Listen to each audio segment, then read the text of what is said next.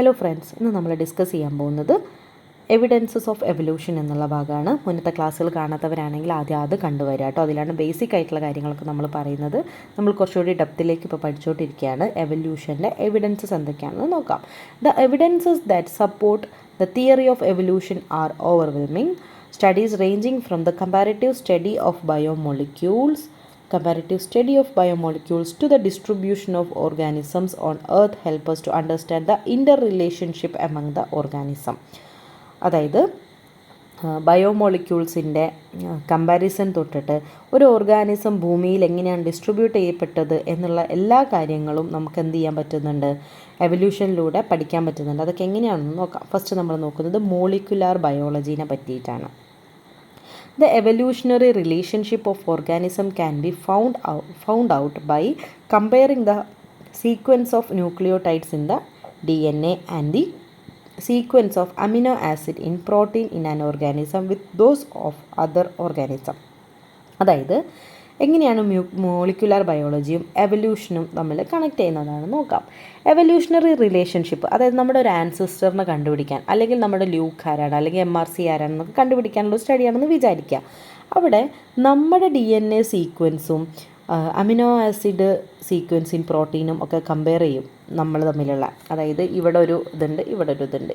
എൻ്റെ DNA സീക്വൻസും ഈ ആളുടെ DNA സീക്വൻസും അല്ലെങ്കിൽ അമിനോ ആസിഡ് സീക്വൻസും ഒക്കെ നമ്മൾ കമ്പയർ ചെയ്യുമ്പോൾ എങ്ങനെയാണ് എവല്യൂഷൻ, നമ്മളൊരു കോമൺ ആൻസിസ്റ്റർ ഉണ്ടോ ഇല്ലയോ, ഉണ്ടെങ്കിൽ ആര് എന്നൊക്കെ കണ്ടുപിടിക്കാൻ പറ്റുന്നത്.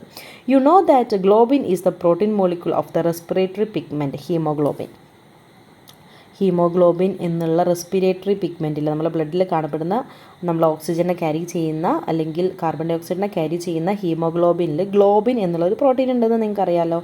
The arrangement of amino acid in the beta chain of hemoglobin molecule in humans are compared to other in given table.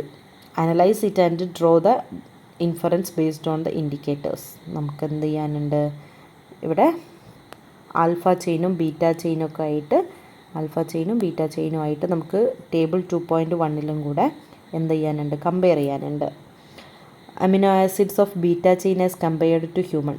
ചിമ്പാൻസിയിൽ എത്രയാണ്, 0 ആണ് വരുന്നത്. ഗൊറില്ലയിൽ 1 ആണ്. റാറ്റിൽ 31 ആണ്. അതിൻ്റെ ആൽഫ ചെയിനും ബീറ്റ ചെയിനും ഇവിടെ കൊടുത്തിട്ടുണ്ട്. ഇതൊക്കെ നമുക്ക് എങ്ങനെയാണ് പറ്റുന്നത്, ഇത് മോളിക്കുലാർ ബയോളജീൻ്റെ, അതായത് നമ്മുടെ DNA എടുത്ത് DNA എത്ര അമിനോ ആസിഡ്സ് ഉണ്ട്, അല്ലെങ്കിൽ DNA എടുത്ത് അല്ലെങ്കിൽ പ്രോട്ടീൻ എടുത്ത് അതിൽ എത്ര അമിനോ ആസിഡ്സ് ഉണ്ട്, DNA സീക്വൻസ് ചെയ്തിട്ട് എവിടെയെങ്കിലും മ്യൂട്ടേഷൻ സംഭവിച്ചിട്ടുണ്ടോ എന്നൊക്കെ നോക്കാൻ പറ്റുന്നത് ഏത് വഴിയാണ്, മോളിക്കുലാർ ബയോളജി വഴിയാണ്. Which organism have the most evolutionary relationship with the humans. ഇവിടെ നമ്മുടെ മനുഷ്യന് ഏറ്റവും കൂടുതൽ സാമ്യമുള്ളത് ആരായിട്ടാണെന്നാണ് ചോദിക്കുന്നത്. 0 കാണിക്കുന്നത് ആർക്കാണ്, ചിമ്പാൻസിയാണ്. അപ്പം നമുക്ക് എന്താണ്, ചിമ്പാൻസിനോടാണ് കൂടുതൽ റിലേഷൻഷിപ്പ് ഉള്ളത്. Which organism have a distance revolutionary relationship with human. Why, റാറ്റ്സിനാണ് ഏറ്റവും കൂടുതൽ. കാരണം ഡിഫറൻസ് ഏറ്റവും കൂടുതൽ 31 പോയിൻ്റ് വരുന്നത് എത്രയാണ്, എന്തിനാണ്, റാറ്റിനാണ്. How does molecular biology help to find out the evolutionary relationship among organism. നമ്മളുടെ സ്വഭാവങ്ങളുടെ ഒരു എവല്യൂഷൻ അല്ലെങ്കിൽ അമിനോ ആസിഡ് ബീറ്റ ചെയിനിൻ്റെ സെറ്റപ്പ് നമ്മൾ നോക്കിയിട്ടാണ് അത് പറയുന്നത്. The similarities and differences in the molecular level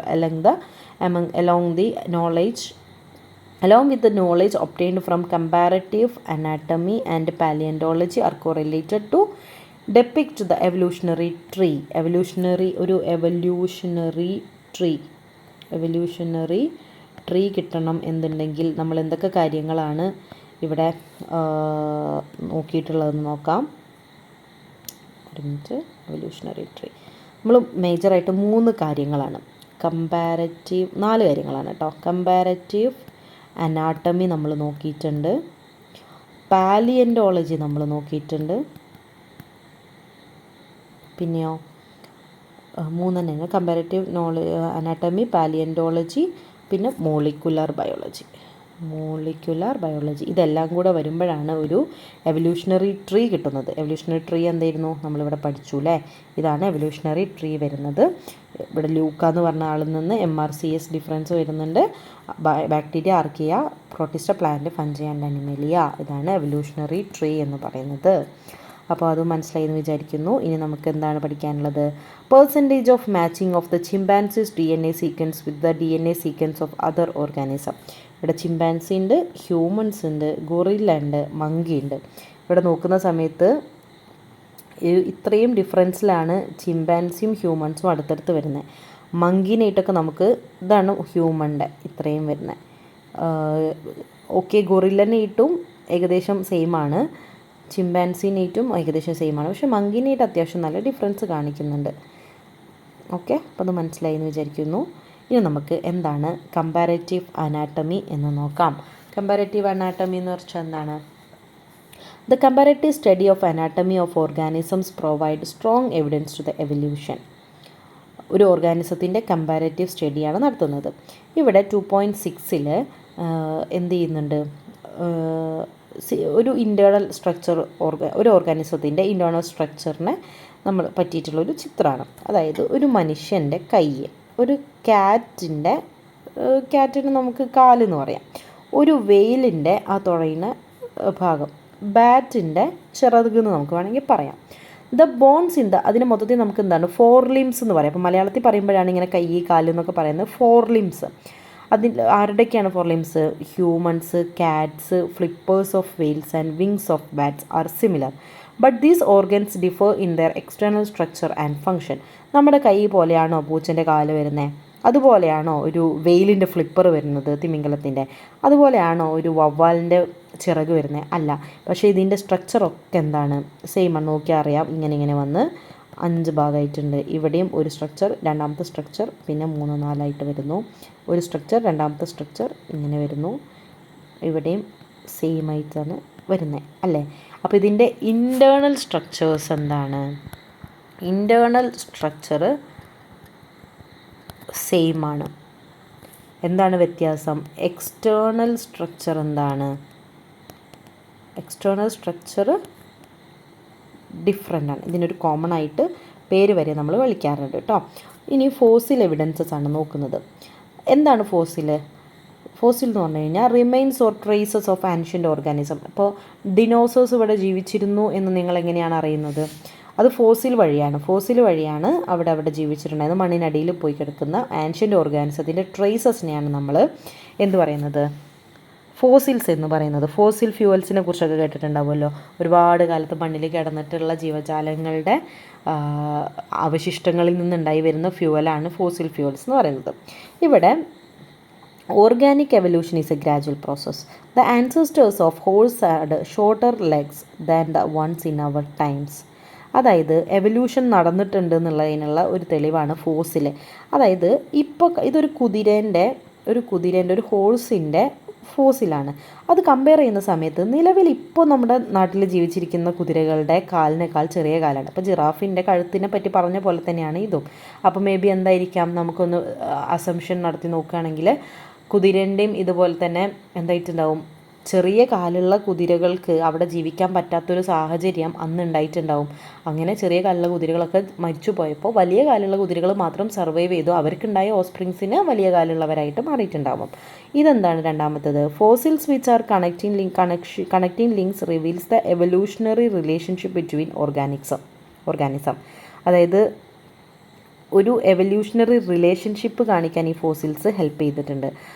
എങ്ങനെയാണെന്ന് വെച്ച് കഴിഞ്ഞാൽ ആർക്കിയോപ്റ്ററിക്സ് എന്ന് പറയുന്ന ഒരു വലിയ ഫോസിലാണ്. അതിന് റെപ്റ്റൈൽസിൻ്റെയും ബേർഡ്സിൻ്റെയും സ്വഭാവം കാണിക്കുന്നുണ്ട്. അതായത് ഇതൊരു ലിങ്കായിട്ട് വർക്ക് ചെയ്യുന്നുണ്ടെന്ന് ഈ ഫോസിൽസിൻ്റെ സ്റ്റഡിയിലൂടെയാണ് മനസ്സിലായത്.